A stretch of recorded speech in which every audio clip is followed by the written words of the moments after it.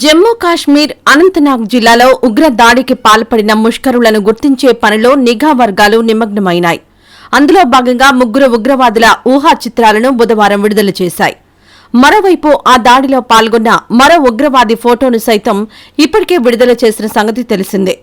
ఇక ఈ కాల్పులకు తామే బాధ్యులమంటూ ఇప్పటికే లష్కర్-ఇ-తోయిబా ప్రకటించింది.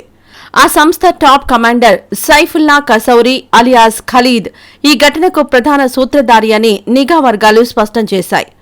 అలాగే రావల్కోట్లోని 2 వ్యక్తులతో ఈ ఘటనకు ప్రమేయం ఉందని వెల్లడించాయి. ఆ దిశగా నిఘా వర్గాలు తమ దర్యాప్తును ముమ్మరం చేశాయి.